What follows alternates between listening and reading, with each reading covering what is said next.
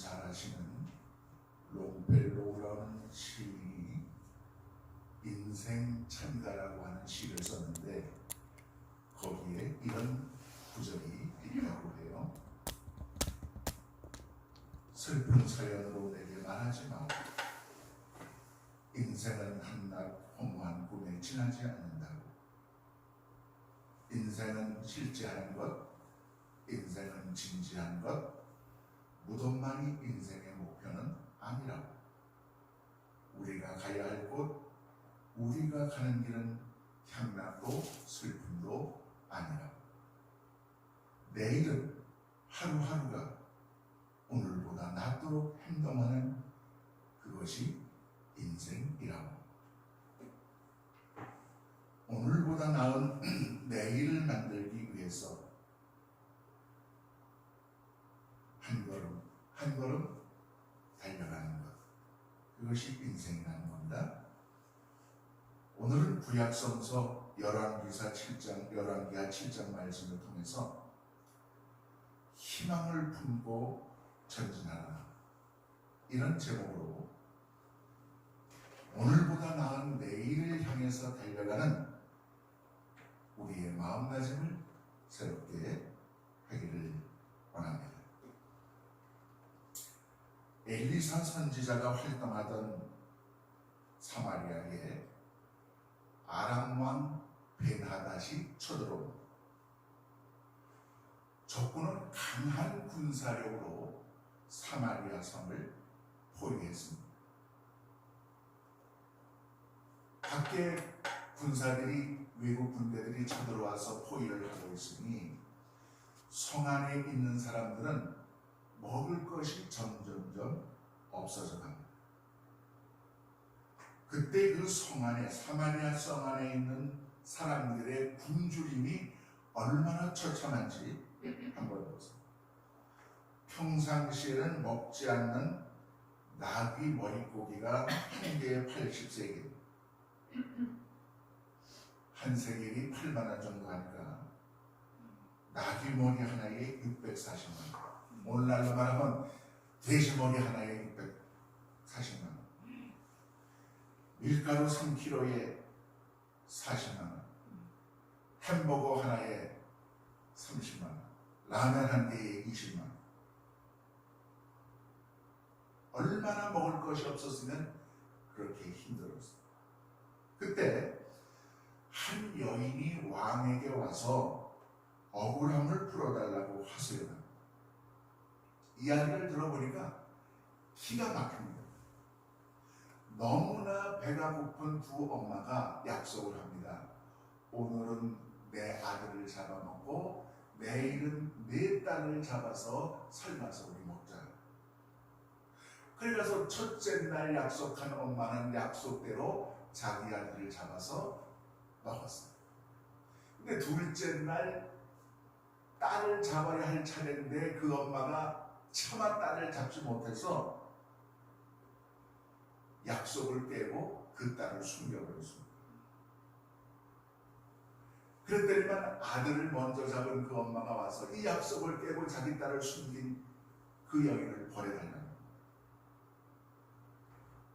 그 성의 굶주림이 얼마나 극심했으면 자기의 아이들을 잡아서 삶아 먹겠습니다. 여전히 그럼에도 불구하고 아람 군대는 포위를 풀지 않고 있습니다. 건강한 사람도 사느냐 못 사느냐 하는 판인데 그 성문 밖에 4명의 문둥이가 있었습니다. 아마 그 나환자들의 절망과 참상은 건강한 사람들에 비하면 몇십 배에 달하는 거예요. 오늘 우리들의 이야기의 주인공은 바로 이 4명의 나환자. 그들의 삶과 그들의 행동 속에서 저는 이 힘든 세월을 버티고 견디어 살아가는 오늘 이 시대 우리가 발견해야 할 지혜를 얻고자 합니다. 첫째로 생각할 것은 결코 결코 절망이나 패배를 선언하지 말자는 겁니다. 여러분, 절망적인 상황이 절망하게 만들지는 못합니다. 패배와 절망을 선언하는 우리의 마음의 포기, 정신적 좌절, 그것이 우리를 절망하게 만듭니다. 우리가 긴 인생을 살다 보면 많은 어려움과 삶의 고비를 맞이하게 됩니다. 여러분 한번 뒤돌아보세요. 후비구비 얼마나 높은 산을 넘었고 얼마나 깊은 강을 건넜고 얼마나 아주 험한 골짜기를 지나왔습니다. 그런 어려운 고비고비 순간을 넘기고 버티고 견디면서 오늘 우리가 여기까지 왔습니다. 사실 삶이라고 하는 것은 축복과 기쁨 속에 어쩌다가 고난이 한두 개 박혀있는 것이 아닌 것 같아요. 고난과 역경이라고 하는 속에 그저 기쁨이 한두 개 박혀있는 것, 그것이 더 정확한 삶의 해석이 아닌가 생각합니다. 그러므로 가치 있는 삶이란 연속적인 기쁨을 누리는 데만 있는 것이 아니라 지속적이고 계속되는 고난을 헤쳐가는 데 있는 것이 아니냐. 그러므로 어떤 역경의 순간에 봉착하더라도 패배를 선언해서는 안 된다는 겁니다. 이젠 끝장이라는 포기의 선언은 결코 해서는 안 됩니다. 오늘 열왕기하 7장의 문둥이를 보세요. 절망과 좌절이라고 하는 것은 바로 여기 4명의 문둥이들을 두고 하는 말인 것입니다. 이 4명의 문둥이가 얼마나 절망적인 상황인지 한번 보세요. 열왕기하 7장 4절 이하에 나타납니다. 성문 밖에 쭈그리고 앉아있으면 굶어 죽습니다. 앞으로 나가면 아람 군대에 창에 찔려 죽습니다. 성으로 들어가면 거기서도 굶어 죽습니다. 더군다나 그들은 성 안의 사람들에게조차 버림받은 나환자입니다. 이 정도 되면 4명의 환자들은 마땅히 삶을 포기했어야 올 겁니다. 절망을 버리고 삶의 의지를 버려야 당연한 겁니다. 인생 실패를 선언하고 신을 저주했어야 합니다. 그런데 이 사마리아 성 4명의 문둥이들은 그렇게 하지 않았습니다. 최악의 경우일지라도 삶의 포기를 선언하지 않았습니다. 그들의 말씀을 들어보세요. 열왕기하 7장 3절입니다. 성문 어귀에 나병한 자 4사람이 있더니 그 친구에게 서로 말하되 우리가 어찌하여 여기 앉아서 죽기를 기다리냐. 모든 것이 죽어야 하는 마땅한 환경이지만 그럼에도 불구하고 우리는 여기서 포기할 수 없다, 좌절할 수 없다, 우리는 살겠다, 그런 의지를 가졌다는 거예요. 결코 절망적인 상황에 굴복하지 않겠다고 하는 의지의 선언, 결코 포기할 수 없다고 하는 위대한 부전의 선언입니다. 차라리 여기 앉아서 조용히 죽어버리자고 말해야 할 사람들이 우리가 어찌 여기 앉아서 죽기를 기다리냐, 그렇게 말할 수 있을 때 우리는 그것을 용기라고 합니다. 그것을 의지요 신념이라고 합니다. 그것을 신앙의 마음이라고 부릅니다. 우리 주님은 9년을 버티셨을 때 얼마나 포기하고 싶은 순간들이 많았겠습니까? 우리 신전도사님, 과연 이게 될까? 가능할까? 여성 한수, 때로는 될 것 같기도 하고 안 될 것 같기도 하고 그만둘까도 생각하고 많은 생각을 했을 겁니다.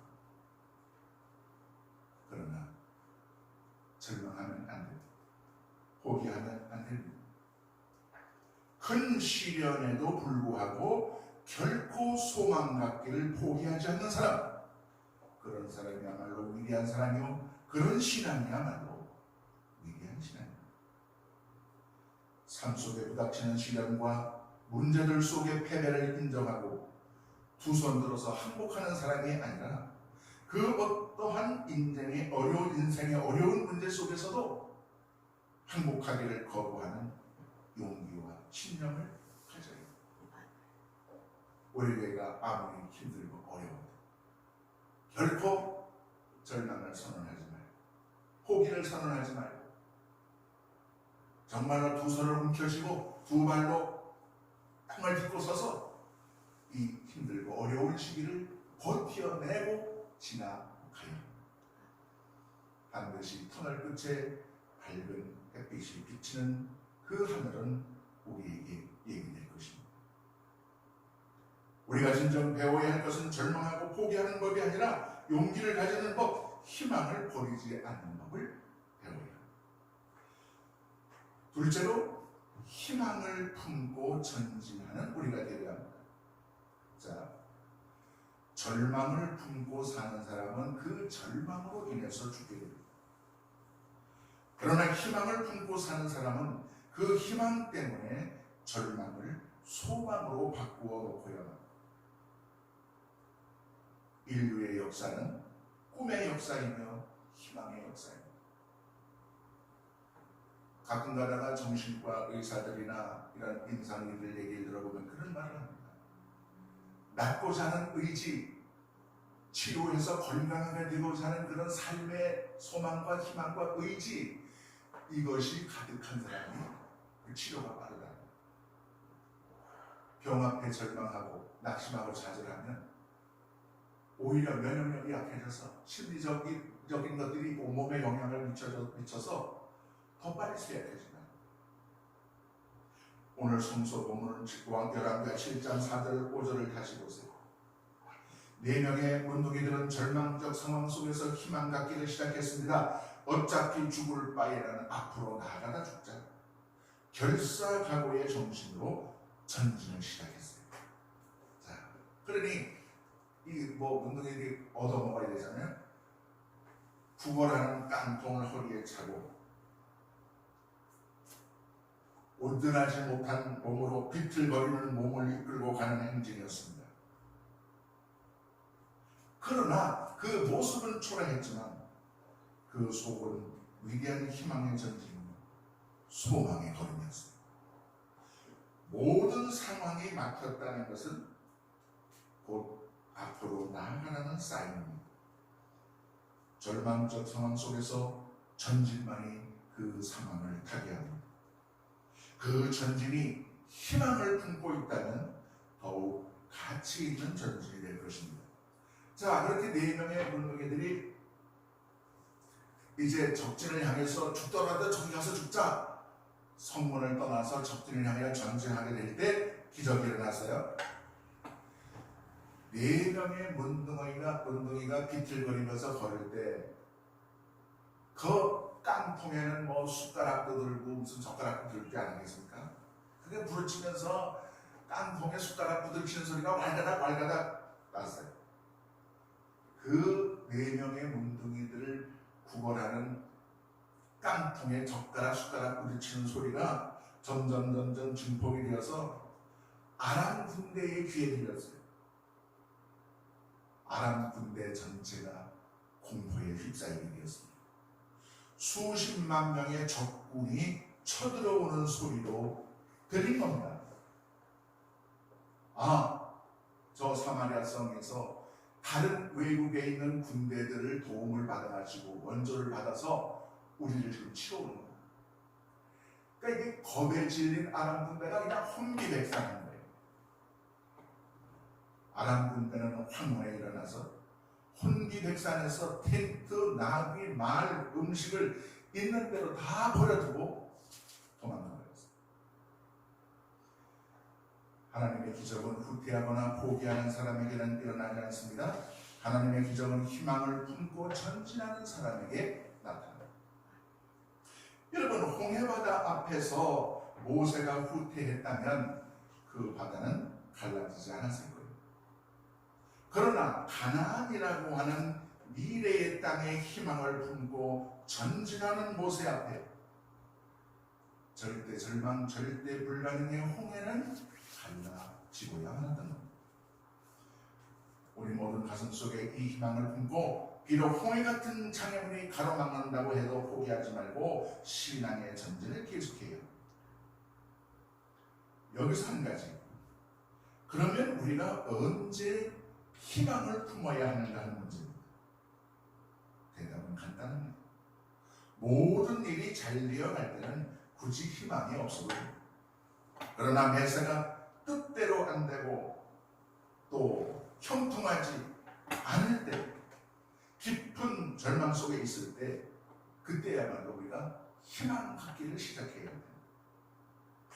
여기 4명의 나병 환자들을 보세요. 죽는 길 외에는 다른 길이 없는 마지막 절망 상황 속에서 희망을 품고 앞으로 나아갔던 겁니다. 오늘의 현실이 어떠하든지 희망을 가슴 속에 품고 삶의 길을 달려가는 사람들에게 밝은 미래는 약속됩니다. 영국에서 가난이 극에 달한 한 소년이 있었어요. 아침마다 영국 수상관저가 있는 다우닝가 10번지를 산책을 했습니다.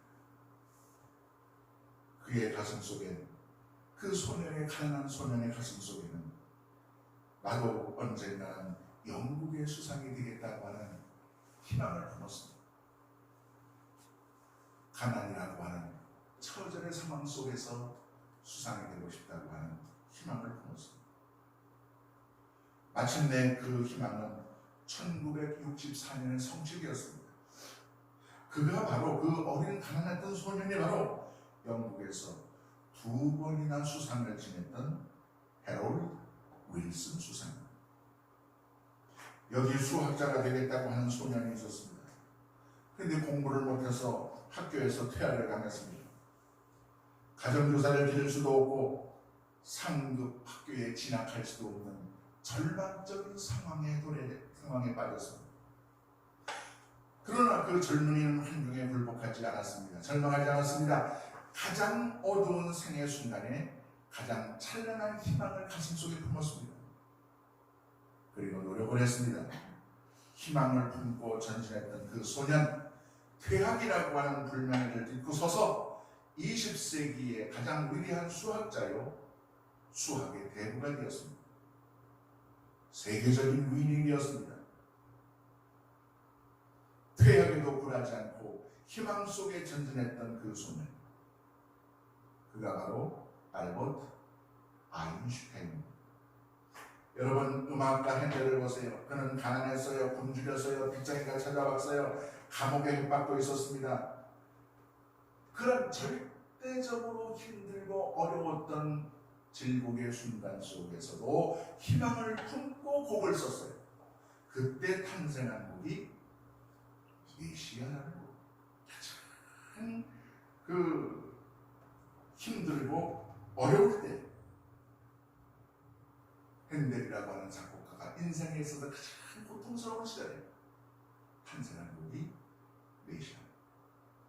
그 메시아가 연주될 때는 여왕도 희집해서 들어야 하는 그런 위대한 곡이었습니다. 우리가 어찌하여 여기 앉아서 죽기를 기다리랴. 일어나자. 가슴 속에 생명과 희망을 품고 적을 향해서 앞으로 나아가자.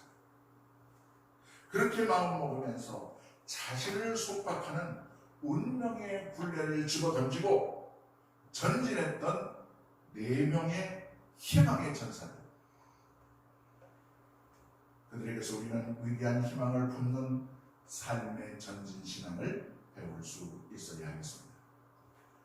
마지막으로 받은 바 축복을 함께 나누는 우리가 되어야 하겠습니다. 자, 한껏 굶주렸던 그 나병 환자 4명이 아람 군대의 진영으로 들어가서 그들이 버리고 간 물품 속에서 실컷 배불리 먹었습니다. 누더기를 벗어 던지고 좋은 옷을 골라 입었습니다. 금은 모아도 많이 챙겼습니다.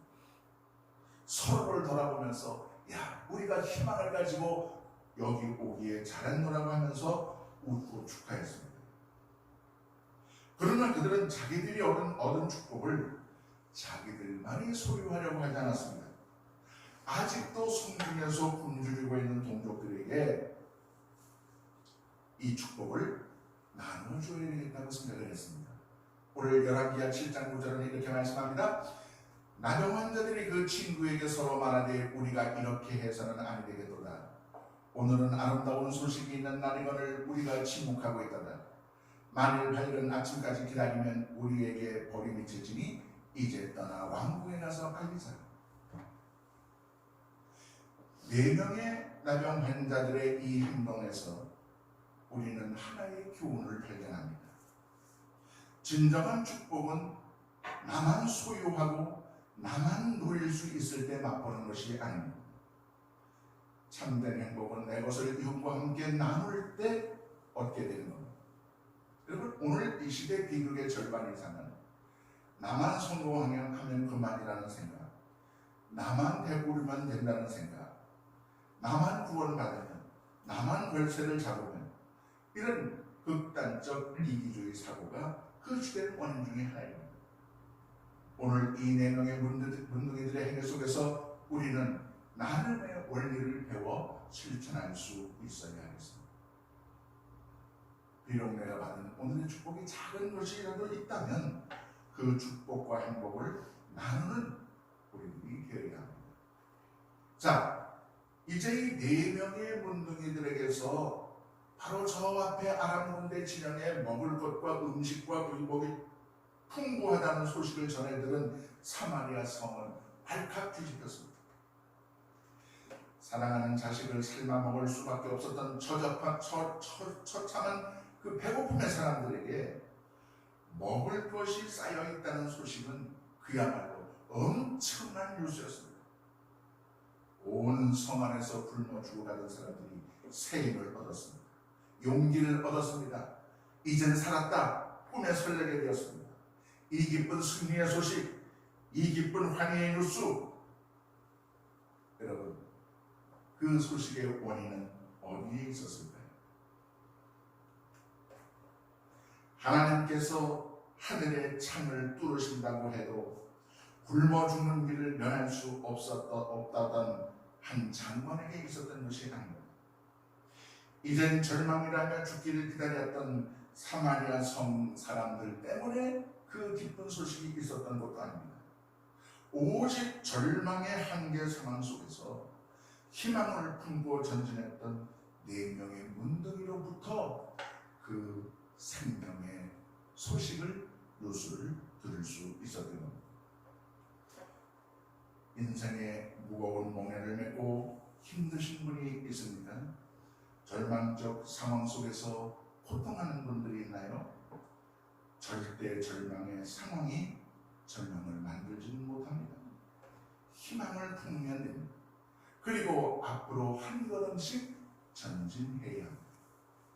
절대 절망의 상황은 희망을 품고 전진하는 사람에게는 절대 축복의 조건으로 바뀌고야 말 것입니다. 어떤 상황이라도 우리 포기하지 말고 희망을 품고 전진합시다. 기적을 일으키시는 하나님께서 저와 여러분과 함께 동행하고 계십니다. 기도합시다.